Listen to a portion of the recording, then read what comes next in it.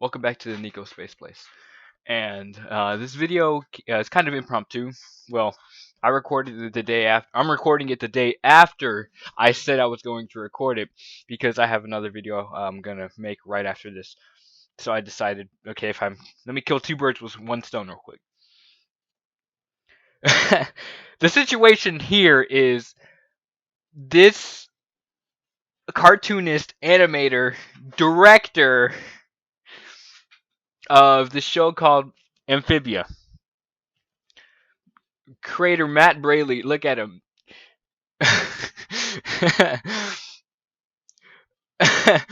Says K-pop Demon Hunters is changing the movie business for the better, and anything that proves original animation is profitable is a good thing. Even better, it's a female-led story based on authentically authentically portrayed cultures. And he's not even that's not even this. And because Disney recently announced that it's pressuring its creatives in Hollywood to pitch ideas for original movies targeted towards Gen Z men. And this guy has the audacity to think, won't someone please think of the Gen Z males? What is a man who looks like this? There's a lot to unpack here. A man who looks like this have the audacity to not want to make something that would appeal to a younger self? Why someone that looks like this? And I'm not judging him based on his that he's kind of ugly, because I'm kind of ugly too, but that's not the point. The point being is he has a demon hiding inside of him, and I can just tell. I can just tell. Said by me right here. This squeaking nigga is hiding demons. I can see it. I'm sorry. I'm really blind. I can already see the before and after picture of this picture and a mugshot saying Amphibia creator Matt Braley has been arrested. Same thing as the Mighty Magiswords guy.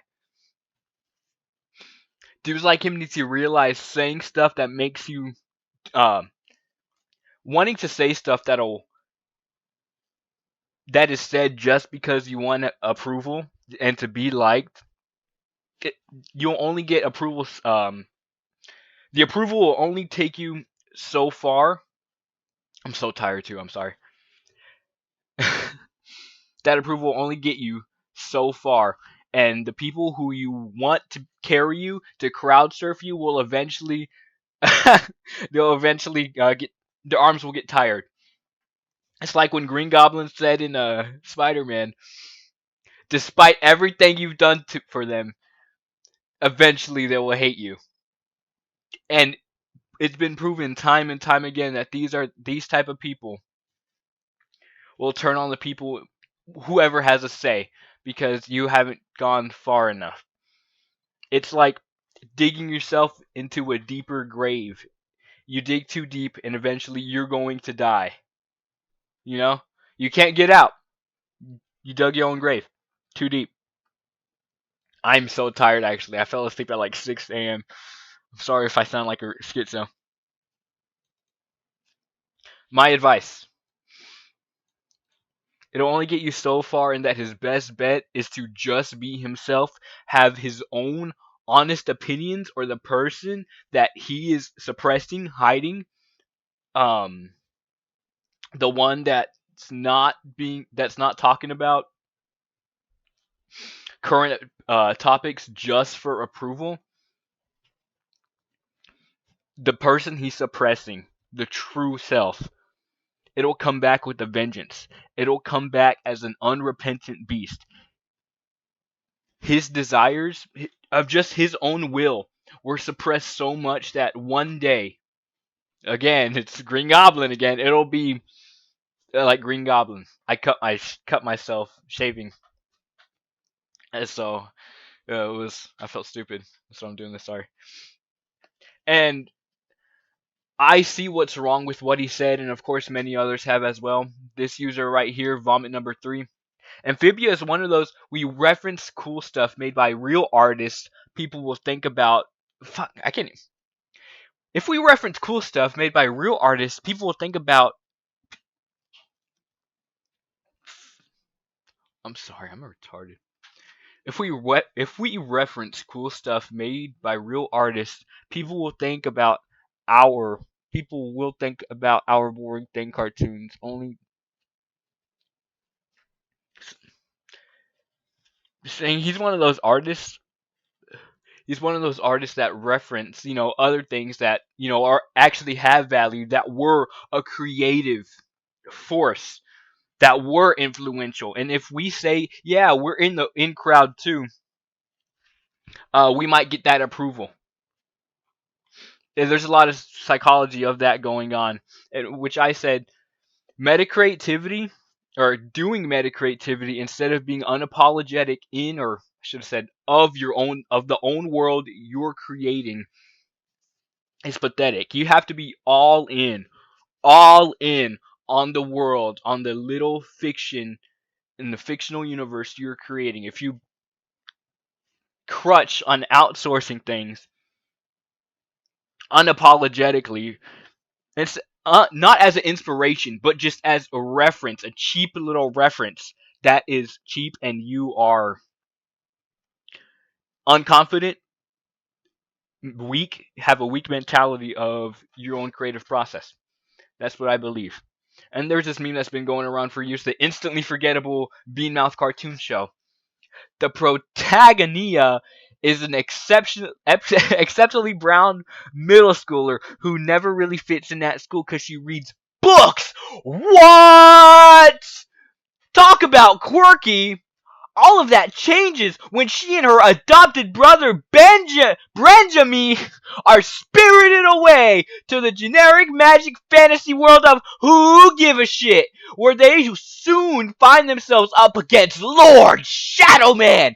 It's up to her book smarts, what's it called, latent homosexuality, and an ensemble of token heroes to defeat him and save the day. And for some reason, these cartoonists like to bring in a child romance in a weird way. It's pretty awesome. It's pretty weird. I suppose this is a great insight. Stars and Tigers, uh, amazing artist, a visual artist. I think he animates too. I think who knows if it's a he or she. This post is a great insight as to how artists who make all modern entertainment today think of men. You're willing to push out potentially half of your potential audience because for what? Do you know why younger men are being more drawn to uh, fascist ideologies? To thinking of why was Hitler so cool? Why are they thinking that so often in the modern age? Why are they feeling so left out? People like this are in charge. And what's weird is that people like this that are in charge think that they aren't the powers that be, that think they don't have the influence, and who has a say of who gets to be in entertainment and who doesn't. Whose art has more value, has more, it has potential to change reality and just inspire more people. They dictate, they have the say, they become the gatekeepers. And they think they're still the working man, the lower class. This is what is punching down. But who gives a shit about punching down? they they hate men for being just reactionary. I want to make so many creative projects, but it's harder because of how independent and to my roots I have to be. I am a person who doesn't compromise necessarily. I am a person who sticks with amazing vision, who sticks with vision,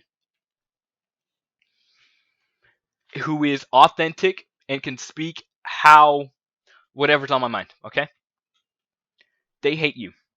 They hate what appeals to men. They hate cool shit.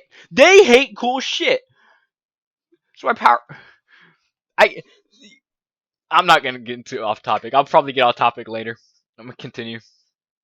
I wonder why modern men are becoming more and more radicalized. There's literally no space specifically for them online at online. All of it and all of it is being demonetized. Or all of it, sorry, all of it is demonized. Everything that appeals to cool men, big boobs, hot chicks, fighting action, cool, nothing. You strip it away, you take it off, and then it becomes a shell of its former self. Things changed and retconned into oblivion. Comics, D&D, Star Wars, Marvel, card games, etc. The only thing left is anime. And even that is being targeted to change. With so many new fans saying, this one's a gooner anime. Why is this one appealing to the male gaze? This Gurren Lagann has been my favorite anime for about 10 years now, ever since I saw it. That is strictly about growing up and becoming a man. And that anime is just the essence of passion of a man becoming who he's meant to be. You don't get things like that anymore, especially in the Western Hemisphere. And people will look at that. The same creators of Gurren Lagann, they'd Kill la Kill and say, it's a Gooner anime.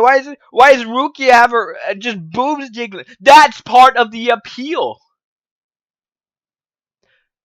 That's why Yoko wears a bikini. That's part of the appeal. Just get it. Oh, that makes sense. Hold on. It reminds me of this. Tarantino.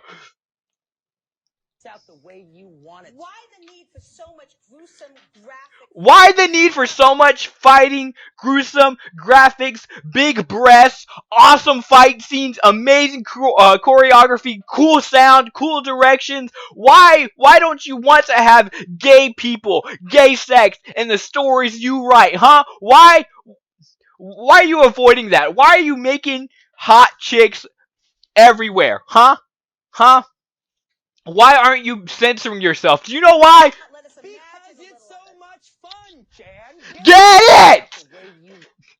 it! It's these type of people. They don't realize they're this woman who wants to censor a creative genius, an amazing writer. They have a problem with that. It's just in a different. It's just in a different time sense, you know. A different time now, where the goalpost is pushed. It's a new era of censorship and what to change and what should be changed.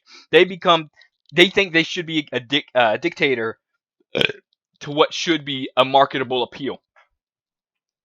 People who aren't creatives, don't have a passion for it, and only thing they have a value to add is just to buy things.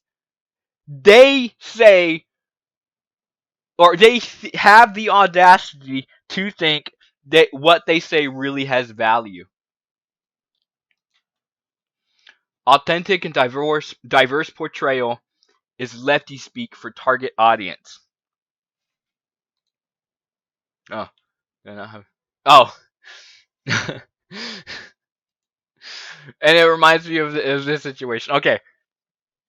Uh, kind of off topic, kind of not. I'll show you why. This weirdo brought up for Elon Musk's little AI waifu. Are we still pretending anime isn't marketed towards pedophiles? Just asking. And we all know what happened to Dr. Pizza, right? Anime is for pedos. Anti-Trump journalist Dr. Pizza arrested for child sex crimes. And this dude happens to have the exact same, uh, what's it called? Politics as Dr. Pizza. It's like the boomer Trump Trump evil guy takes. You know, we we've learned a lot in these past years, and these people have yet to learn what we've learned about them. Like this situation. Oh, hold on, let me reset this. Go open image and new tab. Anime is for pedos. Anti-Trump journalist Dr. Pizza. This nigga named Abton. If you watch that anime with the little girl with giant tits, Uzaki, college girl with giant tits, you are genuinely and thoroughly disturbed. There's no other way around it. And if you use this image as a defense, I'm putting you through controversial shock therapy until you're cured. Abton becomes the latest professional Smash Bros. Player to face accusations of underage sexual conduct. Yeah, it's people having to mask, having to project, just to reflect, to keep themselves safe to whatever demons they have within them. This goes for all the children characters. Shadman, Dives, Bardbot, Fuck Off and Die Challenge. Don't draw porn of me, you effing freaks. I'm literally like 12 years old, childlike, and die pedophile scumbags. It's this type of projection that you really is a sign at this point. To my friends, followers, and community, I have to tell you something. What's that? A CW for child abuse? What is it? Something warning? Content warning. A thread detailing my past actions have resurfaced today. Things have been running. It's like they're carrying a guilt and a shame, but the more you bury it, the more I feel so bad. I feel so bad. But the only way to avoid this, here's advice. Because it's a bunch of fucked up people in this world. Everybody's done a lot of, I've done a lot of fucked up things. But you know what? The way to avoid this is to just be honest about what you feel, what your state of mind. And like I said, if you don't,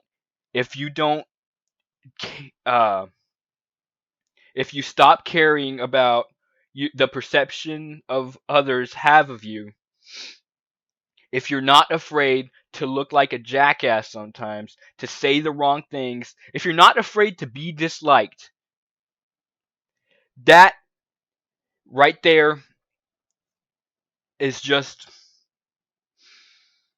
a cleanse. That's a relief. That's a stress relief. That's a release of negativity. Just being able to say your honest thoughts, your honest opinions. If you deny your authenticity, you're just masking yourself into another demon. You're letting yourself be possessed. Thing I've been running from for almost 2 years. This has been on his conscience for 2 years. And now writing this, I give you the truth. I'm sorry, but yes. First thing to address. Yes, I am guilty of sending unsolicited NSFW pictures of myself to a minor.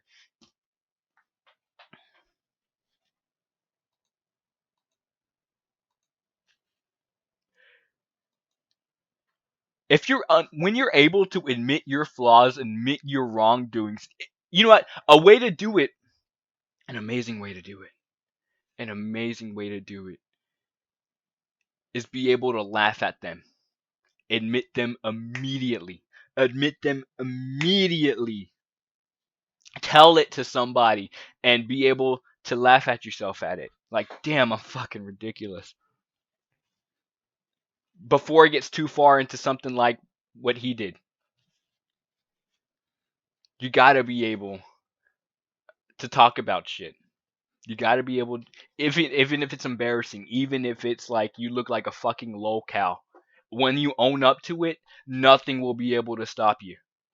That is genuine advice.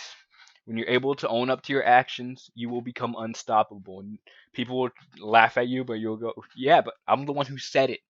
You know? That's my advice.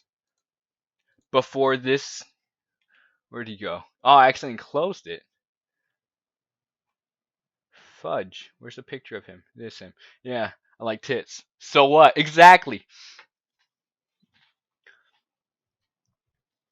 He looks like if Joji